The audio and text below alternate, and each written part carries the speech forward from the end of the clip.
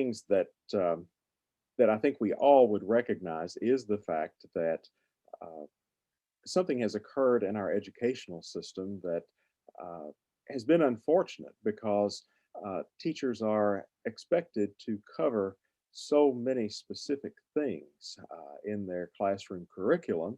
And sadly, as a result, some things don't always get much coverage in the class. And so we end up, as I think all of you would recognize, with young people who don't know a whole lot, especially about Kentucky history in a lot of cases.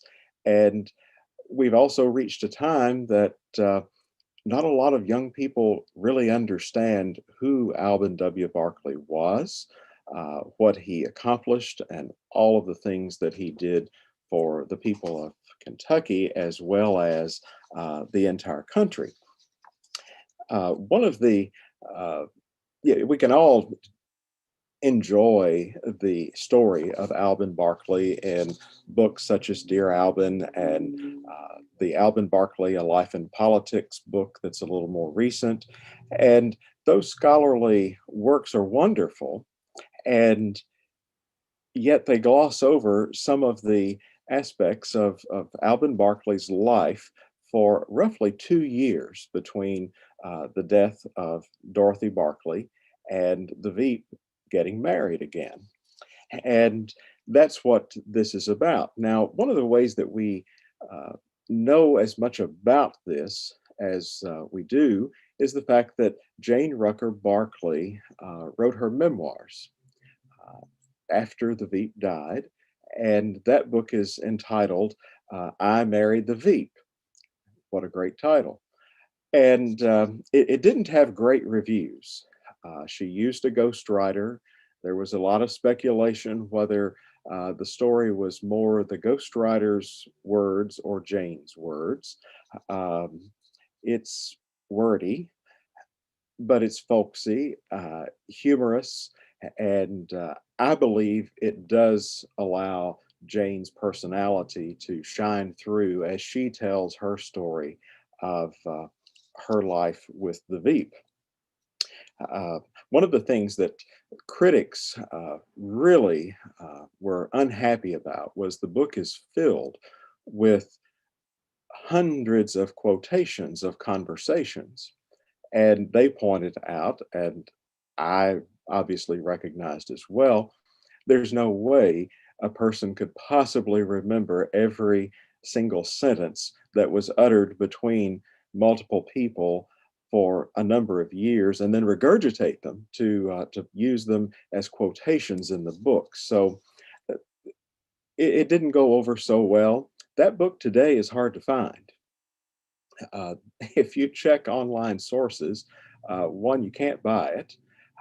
There are a few copies in institutions in places like Paducah, the University of Kentucky, and much to my surprise, I found a copy right here in my neighborhood in neighboring Metcalfe County. And it hasn't been checked out too often. Four times in almost 60 years. So it wasn't a book that a lot of people were uh, just dying to get their hands on. One of the things that is interesting about Jane's approach is that she didn't discuss politics so much. She discussed their relationship and the intricacies of the Veep and how it all came to be that she married this man. Uh, Alben Barkley had found himself uh, at almost the pinnacle of his political career, uh, standing by himself. Dorothy Brower Barkley had suffered a heart attack in 1942, and her physician had advised that she had maybe 2 years to live. She lived an uncomfortable existence, being short of breath, uh, having chest discomfort, constant fatigue. She couldn't go up and down the steps of their home. So the Barclays sold their two-story home, moved to an apartment on Connecticut Avenue in Washington, and eventually Dorothy's health deteriorated to the point that she was an invalid and required around the clock nursing care. As we would all know in today's world, that is a very costly thing. Alben Barkley was making roughly $10,000 a year at that time for his uh, work in Washington, and that did not cover enough. It didn't bring in enough income to pay for Dorothy's care. So, like a good enterprising Kentuckian, he actively sought speaking engagements because he was a popular speaker. He was entertaining, he was folksy, he was humorous, and people enjoyed listening to him. And so he found that he could line up speaking engagements around the country, and he crisscrossed the country weekly, uh, going to give speeches at night every weekend and during the time that Congress was recessed. And those who recognized what Alvin was doing in order to make enough money to pay for Dorothy's care were amazed that he was able to maintain that schedule, that he was, flying back into Washington on a red eye at 3 o'clock in the morning, and yet he would be on the Senate floor first thing that same morning. In 1947, Dorothy had a massive stroke and she slipped into a coma and died in March of 1947. Then we, of course, know that Alvin Barkley was elected vice president with Harry S. Truman. And 1949 was quite a year for Barkley and for the lady who would become his bride. He was inaugurated, of course, on January the 20th. And for nearly 2 years, he was referred to as the country's most eligible bachelor. He was the only sitting vice president to marry while serving in that capacity. And the press kept tabs on his doings, and any woman in his presence was immediately the subject of speculation about what sort of relationship they had. In the Truman White House, uh, Clark Clifford was the president's legal advisor, and obviously from Missouri, as you might have suspected. He and his wife, Marnie, were friends of Carlton Hadley and his 37-year-old widow, Jane Rucker Hadley. And naturally, the thing to do if you've got a wonderful position in the White House, you're going to invite your friends from back home to come visit you and to show off a little bit. And that was exactly what happened when Clifford and uh, uh, Marnie invited Jane to come to Washington, D.C. on a 4-day jaunt. Uh, Jane had gone to work as a widow, as a secretary for a local company in St. Louis. And on the first night of Jane's visit to Washington, the Cliffords borrowed the presidential yacht, which Jane described in her memoirs as not very impressive, with little rope railings that were more like the size of a new clothesline. And that kind of gives us a little bit of insight into how humorous she might be at times. But the president had changed the name of the presidential yacht from the Williamsburg to Margie in honor of his daughter, Margaret Truman. And they were to take a cruise down the Potomac River. The Cliffords hadn't quite just invited Jane along.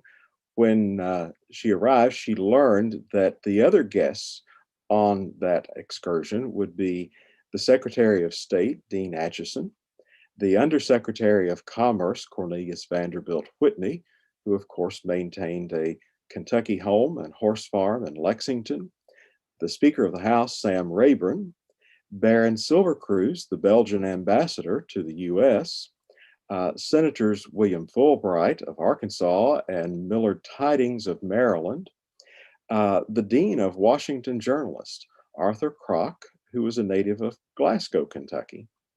The Cliffords' house guests, of course, Jane Rucker Hadley, and the vice president. Jane recalled on that evening that she had been a widow for 5 years at that point. She had not been in Washington, D.C. since 1938. So lots of things had changed, and she explained that she had sort of moved out of the phase of widowhood where she was wearing a wardrobe almost exclusively black, and that she was feeling kind of smart, wearing a white sheath dress that was very stylish to this party. Jane's memoirs reveal some interesting things about that cruise down the Potomac with this cast of characters. She was excited to meet all of them. They were obviously impressive, important, powerful people. And she was certainly thrilled that a girl from St. Louis, a secretary, was going to be meeting the Vice President of the United States. She explained that she found him charming, but she also explained that he held her hand a little too long when they first met. And eventually, she continued in her memoirs that she found him to be just a little too fresh. And according to Jane, Alben wore a white linen suit, black and white spectator shoes, a neat, beautifully tied necktie, a spotless handkerchief peeking from his breast pocket, and a Panama hat.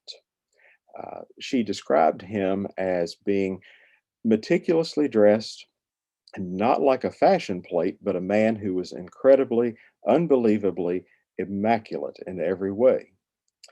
And she was a little overwhelmed, of course, meeting the vice president. And when she finally extracted her hand from his, after what she considered too long a period of time, Alben Barkley promptly grabbed her elbow and guided her to a more private place to chat on the yacht. Those two chatted. I don't think Jane felt it went very well. She wasn't quite sure how what the president or the vice president was up to, but they learned several things that they had in common. They were both widowed. They each had two daughters. They both had learned shorthand and used that skill to earn extra money early in their careers, and that Alben had served in Congress with Jane's grandfather, Congressman Rucker of Missouri. She felt she was maybe being a little bit rude to the other guests by continuing this lengthy conversation with the vice president, so she extracted herself and moved to another part of the boat, simply disappeared of sorts. It was during that time that Alben Barkley prepared two plates of food at the buffet, one for Jane, one for himself. But the problem was Jane didn't return. William Fulbright was a close friend of Alben's, and he recognized that something was terribly wrong with the Veep. He was clearly upset. He was red-faced, and he believed that Jane had cut him off, and he was not happy about that. Bill Fulbright intervened, found Jane, and explained the situation, and that there had perhaps been some mixed signals, and that for goodness sakes, go and apologize to the vice president and make him understand that you weren't cutting him off. She did just that, and so all was right with the world again. And at the time she was beside him on the yacht, the group had started a sing-along, and the song that they were singing was Some Enchanted Evening. Jane was a little bit smitten, but she still wasn't sure about this gentleman. She concluded that Alben's nickname of the Veep, which had been bestowed on him by his grandson, might actually stand for very estimable, eligible prospect. So the next day of Jane's visit to the capital city rolls around, and What should happen first thing the next morning? The vice president calls the Clifford home and asks to speak to Jane. He wanted to invite the Cliffords and Jane to dinner the following night. And unfortunately, the Cliffords had already made plans to entertain their guest, but they in turn invited the vice president to join them the following night. But in the meantime, the Cliffords were taking Jane to a party at Gwendolyn Cafritz's home. And who should happen to be at that event but the charming Kentuckian who lured Jane outside to the terrace for yet another conversation? The third evening, Jane and the Cliffords were once again with the vice president, who arrived with a beribboned bottle of sherry for Marnie Clifford and a box of candy for Jane. And by this time, Marnie had realized all that seemed to be going on in this uh, sudden friendship between the vice president and Jane, and she had nicknamed Alben Barkley Sparkle Barkle. While the house was filled with people, the vice president somehow had a way to lure Jane away from the crowd, and this time it was to a terrace. And she recalled that he spoke of his immense loneliness and how much he missed Dorothy and having that companionship. And that was something, of course, Jane could empathize with in her own situation. The two stayed on the terrace talking for so long that the Cliffords' guest gave up on getting to tell the president goodbye and wait until he had departed the occasion. And all the guests left. It had grown so late. Marty and Clark Clifford gave up waiting on Jane and Albert on the terrace and went to bed. Uh, the clever Marnie left a note on the living room mantel where she knew that they would see it, and that note explained that they were sorry for the faux pas of everyone departing before the vice president, the guest of honor, had done so, but added that it's late and some of us have to go to work tomorrow. While seeing the vice president out the door of the Clifford home, the Veep kissed her on the cheek. And she was mortified when she realized that the front door was standing open, and peering into the Clifford home and witnessing that quick uh, act was the president's chauffeur, who had been waiting all of these hours with the limousine. Um, Alben Barkley brushed it off and just chuckled and said everything would be okay. So we come to the fourth day of Jane's 4-day visit, and the vice president called again. And this time he sort of sent Jane into a tailspin because he explained that he wanted to host a luncheon in the U.S. Senate in her honor.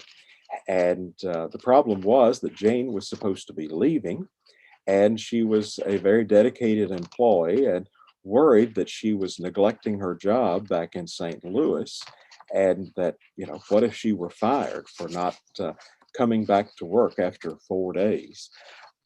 Instead, Marnie Clifford convinced her that it would be terrible to turn down such an invitation, that was not anything that happened just every day. And she nervously called her employer and discreetly explained the situation, and asked that he not share what was going on in Washington with her coworkers. But obviously, he gave his blessing to her extension of her visit. So Jane writes in her memoirs about this event. It was an unlikely place to start a courtship, but then everything that happened to me in 1949 was highly unlikely. It was, for example, highly unlikely that a secretary would be feted at the Capitol of the United States by the vice president. But it actually happened, and it happened at noon on Wednesday, July 13th, 1949. I had always thought the number 13 an unlucky one.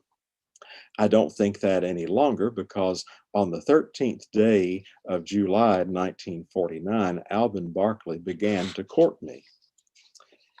Well, lunch wasn't the end of the Veep's entertaining of Jane. That evening, he hosted a cocktail party at his apartment. It was the first occasion that he had entertained anyone in the apartment since Dorothy's death. Um, his daughters had filled in as hostesses to be beside him and attend various functions, but this was the first time that he had welcomed people into his home um, in 2 years. And he had the help of his cook Lulu and his valet Parker. And he managed to have a country ham straight from the Angles in Paducah prepared, along with all the trimmings for a small feast for his guests. It was also an opportunity for his younger daughter, Laura, to meet Jane. Daughter Marion Barkley Truitt was typically the one more apt to be with Alben, but she had broken her toe and she couldn't leave her farm in Maryland, so Laura fills in. Now, as a part of this cocktail party, the Veep insisted that he give a personal tour of the apartment to Jane, and that included a slightly prolonged stop in the kitchen. And that stolen moment gave the vice president an opportunity to quickly kiss Jane. And it also just so happened at that very moment, his daughter Laura walked through the door. So Jane was again mortified. She was convinced that she had made a terrible impression on Laura Barkley and worried that this was just going to be a disaster. And it wasn't. The day wasn't over still because later in the evening, the Cliffords, Jane, and the vice president appeared at the Shoreham Hotel where they danced until the wee hours of the morning. Now, the next morning, unlike the previous mornings, it was not the vice president to first call the Clifford home asking to speak with Jane Rucker. Instead, it was President Harry S. Truman who summons Jane to the White House for a brief private visit. He simply wanted to meet the woman Alben Barkley had fallen for in a matter of just a few days, 5. Leaving the White House, Jane and the Cliffords visited Barkley in the Capitol, and he thought it would be in order for him to serve mint juleps in his office as a toast to his home state of Kentucky before she departed for St. Louis. The Veep had lots of ideas. He had orchestrated with the Cliffords that they would drive their car with Jane's luggage, but not Jane. And he arranged that Jane would ride in his car with him to the train station. And upon arrival at the train station, the vice president boarded the train to personally inspect Jane's quarters to make sure they were safe for her and that everything was satisfactory. And of course, soon it had spread through the train that the vice president had brought this woman and seemed to be escorting her. Uh, Here again, Jane's memoirs reveal that finally Alben had a chance to truly kiss Jane Rucker. And it was the one time that that happened undetected and completely uninterrupted. Jane is back in St. Louis, and she had memorized the Veep schedule and noted that he had no speaking engagements, no reason to be in the Midwest that might allow him to make a stop in St. Louis. And she found that very deflating. But within a week, the Veep had found a way to plan an unplanned visit to St. Louis. for dinner with Jane on a Sunday evening. He joked that perhaps his plane would have, quote, engine trouble, and that would be the cause for the unusual, unplanned landing in St. Louis. Jane was at the ready. She found friends who were willing to open their home and host a dinner for the Vice President of the United States on a couple of days' notice. Uh, it would be wonderful to have friends like Jane's because it seems that her friends certainly rose to the occasion to help make all of this happen. Jane had assured Barkley that there would be no press. He didn't have to worry about their picture being made. Anyone no one would ever know that he had even been in the city. Um, she got out her mother's old car and had it serviced. She drove it to the airport to a landing strip where private planes landed, and the next thing she knew, the plane opened, and Alvin Barkley uh, jumped from the plane, taking two steps at a time, almost running to greet her. And she put him in the car and whisked him away. No Secret Service, no staff. They didn't know where he was going. They didn't really know who this woman was, but this is what was happening. And it caused a bit of a stir because um, they had such a good time with the friends with this Sunday dinner and visiting afterwards that they returned to the airport 4 hours after the plane was to have left for Washington. His entourage was frantic. Again, they had turned the vice president of the United States loose with a woman they really didn't know to take him somewhere in a secret location, and now they're 4 hours late. And they were obviously concerned that this could be not good, needless to say. Uh, Jane's assurance of complete discretion didn't work as she had planned.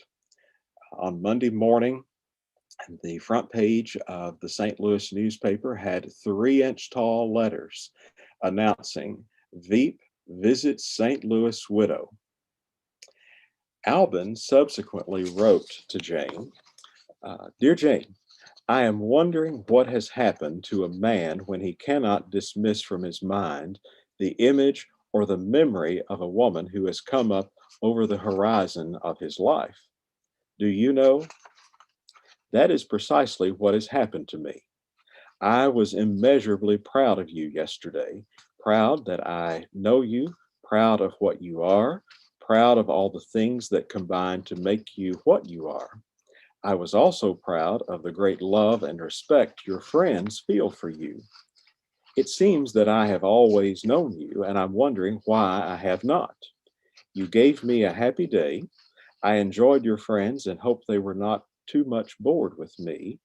If not, let's do it again. As ever and always, Veep. While the furor of the Sunday visit to St. Louis had died down, Barkley is off visiting places as normal. One of those places was Culpeper, Virginia, where they were celebrating the community's bicentennial.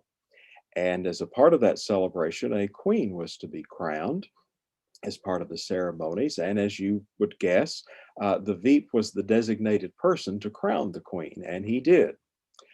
But uh, with all of these reporters and photographers present, he literally turned to them and said, some of these days, I'm going to crown a queen of my own.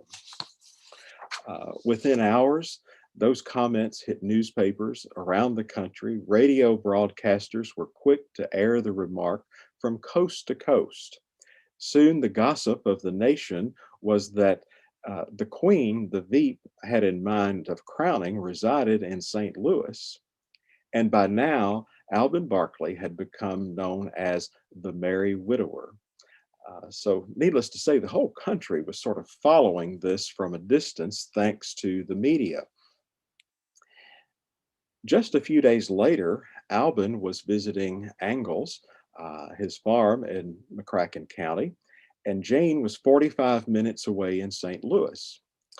She suggested that he drive to St. Louis and she would arrange with her friend, who happened to be the president of the St. Louis Cardinals team, for tickets. Not only did the man provide tickets, he provided closed streets, an entourage to welcome the vice president, a press area was set up, and the Veep was scheduled to throw out the first ball. Jane had finally become adept in a matter of a couple of weeks at this point uh, at responding with, quote, no comment. Alben always had this wonderful relationship with the press, and he had what Jane referred to a tendency to break loose. Soon after the baseball visit, Alben was addressing a group of Democratic Party workers, and President Truman was present. Uh, the vice president had arrived a bit late, and he, when he got to the podium and his opportunity to speak, he said, "Mr. President, I am sorry I'm a bit late, but when I awoke from my nap this evening, I recalled that I had some unfinished business out in Missouri. I called Missouri over the long distance telephone, and she asked me to give you her best." Truman, the guests, the media all caught the meaning of what he had said, and the building was rocking with laughter and applause, and the newspaper reporters sent that information throughout the country in yet another of the Merry Widower exploits. Soon, Jane Rucker Hadley came to be known as the, quote, the Missouri Matter. Random news stories and gossip columnists speculated if there would be a wedding and if so, when. Numerous reporters claimed that they had inside information and began even quoting specific dates for the wedding. The vice president would call Jane and ask her if she was aware that they were supposed to get married on various dates, and they decided to just simply have fun with it and go right along. The Washington Post commented, "Mr. Barkley, having plunged with what is best described as boyish enthusiasm into the giddy social whirl of this capital, is maintaining a pace that leaves the hardiest young debutante and the most athletic of dancing men gasping with envy. One day we hear that Mr. Barkley is eating state dinners, downing mint juleps, and dancing till all hours of the night. The next day he is lunching with pretty widows in St. Louis, and next that he's kissing and re-kissing Virginia beauties in Culpeper. Now he talks about crowning a beauty queen of his own and settling down. Now he takes it all back and says how painful it is to be burdened with a sense of humor because people always think you're serious. We certainly don't begrudge Mr. Barkley his fun, but hanged if we can see how he keeps it up in this weather." Later in the summer of 1949, uh, Alben flies Jane and his daughters to Paducah to join him for the dedication of Barkley Field. And at this event, Jane became a focus, and it was an opportunity for Barkley to introduce Jane to his Paducah friends, and he even insisted that she sit on the platform with him and his daughters for that event. In the meantime, the vice president is writing to Jane nearly every day. Many of his letters were written from the rostrum of the U.S. Senate, while unbeknownst to the senators and staff who were busily working on the Senate floor, the vice president was writing Jane each day. Alben's first visit to Jane's apartment was on her 38th birthday. She had a small apartment in St. Louis. Her mother lived with her. She had teenage daughters who lived with her. And throughout all of the summer, her mother had been visiting the Adirondacks. One daughter was in California with relatives, and the other daughter was away with social and college activities. So it hadn't worked out. She didn't want to entertain the vice president uh, at her apartment with that situation. She wanted those people who were important in her life to be there when he visited. So on her birthday, um, is the first time that Ethel Rucker, Jane's mother, got to meet the Veep, and of course they hit it off. He arrived with what was described as a bulging briefcase, and eventually he said he brought a gift, and he produced a package containing a book entitled "Women Are Here to Stay." That was a hit. A little bit later, he produced another package from the briefcase. This time it was handkerchiefs and a large bottle of perfume. And then there was another package that he managed to pull from the briefcase, and it contained a new alligator handbag. Later in the evening, he finally pulled from the briefcase, another box, this one containing a diamond watch. Uh, Alben had suggested that Mrs. Rucker play the piano, and she graciously obliged. And after a few selections, she asked if there was any song that the vice president would like to hear. And what did he request but Some Enchanted Evening? On October the 26th, so remember, they first met on July the 8th. We're now to October 26th. And uh, Jane and Alban both agreed that they didn't know how they agreed to get married. They weren't sure if he really proposed to her or if she proposed to him, but the end result was the same, that they had decided to tie the knot. Before they announced that to anyone, Alban went to personally visit each of his three children to tell them of his plans. Jane did likewise with her teenage daughters and her mother. And then he instructed Jane to notify the press that there would be a press conference at her apartment on October the 30th, just 4 days later, and uh, and to tell the press that the vice president would be in attendance. They had anticipated that by having this press conference on a Sunday afternoon after church, there would only be 7 or 8 reporters who might show up. They were overwhelmed when over 50 reporters and radio broadcasters and all of these people filled Jane's apartment, multiple rooms of it. They couldn't fit into a space. But before the announcement was made, Alben Barkley telephoned President Truman to advise him that um, he had plans to marry. And of course, the president was elated. But he also explained at that moment that on November 18th, he couldn't come to St. Louis for the wedding. And the reason for that was that the Shah of Iran was coming to the United States on an official state visit, and Truman simply could not get away to the wedding in November. At that point, reporters for newspapers and magazines watched and recorded Jane's every move. She had people peering through the windows of her apartment trying to make photos. Um, Preparations for the wedding at St. John's Methodist Church uh, were very time consuming. And eventually she was so overwhelmed that she asked Alban for help. And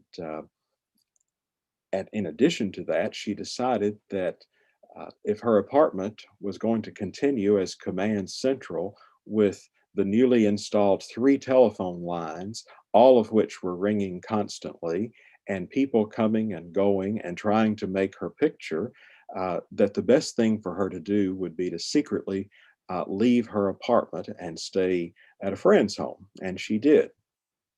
They figured out where she was, so it didn't really change a whole lot. But Alben Barkley sent another Kentuckian by the name of Billy Vaughn. And Billy Vaughn was Barkley's administrative assistant and worked with him from his days in Congress during his period as vice president and beyond. He was a native of Glasgow, Kentucky, and Barkley trusted him implicitly. So he sends Billy Vaughn to St. Louis to help out Jane and to organize the wedding and all that was necessary because the vice president was a part of this wedding party. Rather than flying, uh, which Jane had assumed he would do, and she was not happy when she learned that he was driving. But Billy Vaughn explained that he had to drive because he was driving the new Oldsmobile Rocket 88 convertible that the Veep had bought for Jane as a wedding present. So he was driving from DC to St. Louis, which was a bit of a drive in 1949. There were over 10,000 people that lined the streets of St. Louis outside the church the day of the wedding, and it was a huge affair, an intimate wedding, but huge in the fact that all of these people had descended uh, on the church, wanting to see, wanting to get in. And it also turned out that the security measures didn't work too well. And eventually, thanks to the Boy Scout troops of St. Louis, who had all come wanting to help with the wedding, uh, they helped to get the Veep and his bride from the church and into their waiting car. The couple honeymooned on Sea Island in Georgia. However, Jane had requested a chance to see South Pacific, and the vice president surprised her in the middle of the Sea Island honeymoon by jumping on a plane to New York City to see Mary Martin in South Pacific on Broadway. And of course, Some Enchanted Evening is one of the most well known songs from that musical. Their attempt to be discreet when entering the theater completely failed when people in the audience recognized them, and soon the buzz had interrupted the show. Everything was late, the house lights went up, and an announcement was made that the vice president and his bride had just entered the theater, much to Alban and Jane's embarrassment. And ever proper, they asked to go backstage after the musical had concluded to apologize to Mary Martin and the cast for interrupting the show by their arrival. And thus, the merry widower had crowned the queen of his queen of his own, and he had brought resolution to the Missouri matter. Uh, from all indications, the couple had a wonderful time with each other. Uh, Jane became his true helpmate because Barkley's cataracts had gotten bad enough. He was no longer able to drive at one point, so she became his chauffeur. She organized his activities for him and was his constant companion and advisor on just about everything. Unfortunately, Jane didn't talk about too many of those things in her book, I Married the Veep, but she was present when Alben Barkley uttered his very well known last words in Virginia and was holding him in her lap, his head in her lap, when he passed away. Sadly, it was just a couple of years later, Jane had gone to work at George Washington University as an assistant to the university president, and she started writing this book, I Married the Veep. But sadly, she suffered a massive heart attack at age 52 and died. And she is interred in St. Louis next to her first husband. And unfortunately and sadly, she does not have a grave marker at her grave. So, so there you have the Veep as the merry widower during 2 years of his career. It's All right, Bill. interesting how much the press, we tend to think of these press swarms as part of the sort of current cable 24/7 fanaticism. But it sounds like the Washington media and the media was without, hot on the trail of people like Barkley. And it's very hard for him to have any privacy. I believe that's correct, and it makes me recall the idea that there's really nothing new in the world. It's just being carried out by different people as the generations pass. So they certainly had to deal with the media at every turn. You used a term. I wanted you to help make me hear it again. What did they call him? Sparkle something? Was it Sparkle Sparkle Barkle. Barkle? I was also struck that when you ended and said that she did not have a tomb marker, that's really kind of sad.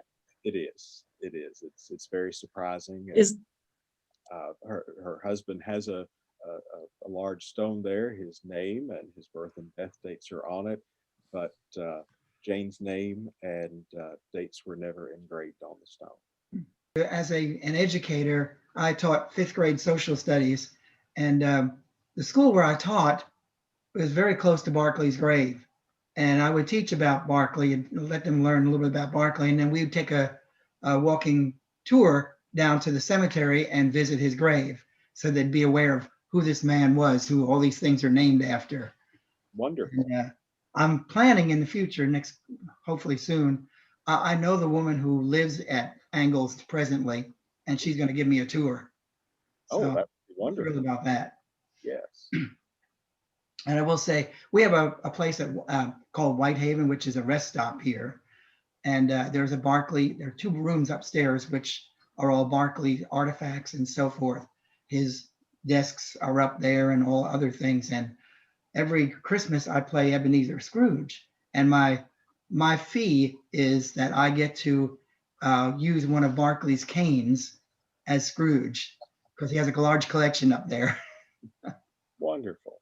So he was a great man.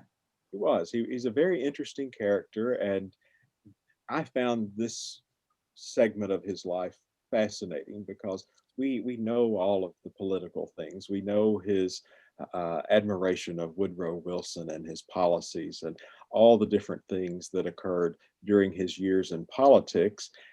And yet there's this little slice of him that really is revealing of his personality in addition to Jane's.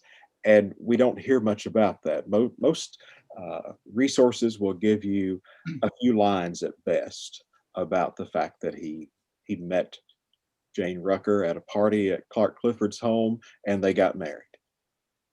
We do have a Market House Museum here in Paducah, and we have a Barkley room upstairs, all his artifacts. We even have the Surrey in which he proposed to his first wife, which is in there. But we do also have some invitations, or an invitation to his second marriage. Mhm. Mhm. Interesting.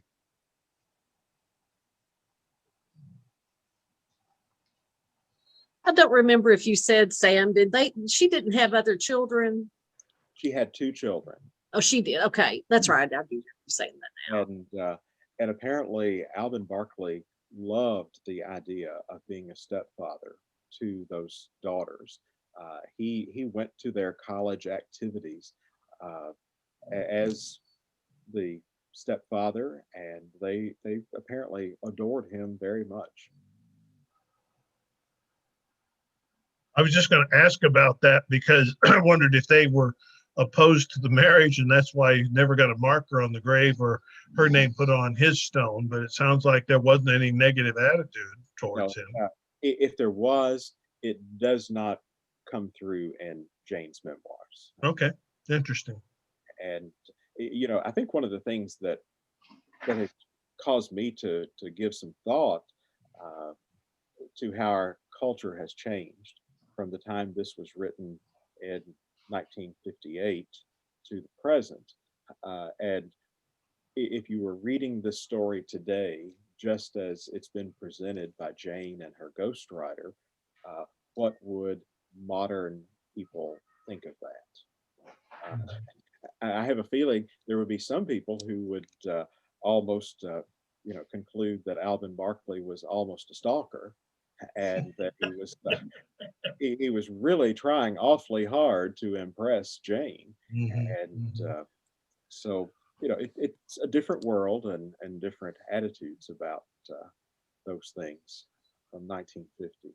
It's interesting how he was able to get back and forth from Washington to St. Louis. We don't, that's fairly early for commercial aviation, and the train would be a few days. So I mean, just the logistics of the courtship are kind of impressive in terms of. It was to go from meeting someone and then 4 months and a few days later marrying them is it's pretty impressive to have packed all of those activities into a relatively short period of time. Are there any letters or from Truman to Barkley, or any record of Truman observing this and what if anything he made of it? I think he loved it. I think he thoroughly enjoyed the whole notion. Uh, the Trumans and the Barclays went to various social functions, of course, but they also did their own personal outings together. And in the memoirs, Jane writes about the first time that she invited the president and Mrs. Truman to come to their apartment for dinner, and all of the effort that was made to bring some more of Alvin Barkley's country hams from the smokehouse at Angle to St. Louis, because she had promised that she would provide a true Kentucky ham dinner to the president. I also like the idea of borrowing the presidential yacht to take some friends out. Yes. I can see it now. Hey Joe, can I borrow Air Force One? I'd like to take some friends. Like to take some friends out for a weekend. Well, and one of the interesting things they did on that evening cruise was just below Mount Vernon was Marshall Hall, which was an amusement park. And so they all got off the boat at the amusement park, and everyone was participating. And Jane writes about driving bumper cars, and who she was driving her car into, and all sorts of interesting things. And you think, oh my goodness, the Secretary of State and Sonny Whitney and all of these people, and they're in bumper cars at an amusement park. Oh, what fun. So Sam, are you doing any type of? I didn't realize you spoke about Barkley. I didn't realize that was a part of your genre. It has not been until today. Sam, are you aware of the McCall's magazine article, 1951, which is written by Jane Barkley, and it's called "This Is How I Keep House in Kentucky." Wow. And it's a great article, and it shows pictures of the stepdaughters in angles and so forth. It's a great story. Yes, I will have to search for a second. Yes, it is the March 1951. Great. Yeah. Enjoyed about your Facebook columns is how you humanize and bring out the human dimensions of people. And I think this is not the great statesman. I mean, this is a human being, and it was wonderful. And May I ask, is it Facebook page just under your name, Sam Terry? Sam Terry's Kentucky. Kentucky. Okay. Thank you. I want to get on that. That sounds wonderful. I generally post one item each day of the calendar year, and the entries are based on something that happened in Kentucky history on that date on the calendar. Oh, wonderful. So I'll have to catch the that. subject matter hops and skips around. Yeah, sure, sure. And I think that is one of the things that has made the page very popular. Oh, yeah. A lot of people get bogged down when they try to learn history in chronological order. They get bogged down with boring things that are not of interest, and they never get to great things like Alben Barkley. Yeah, And yeah. so it's kind of fun to just jump around. Today, the piece is about George Rogers Clark and his uh, troops disguised as Native Americans shooting the falls of the Ohio to eventually claim the old Northwest.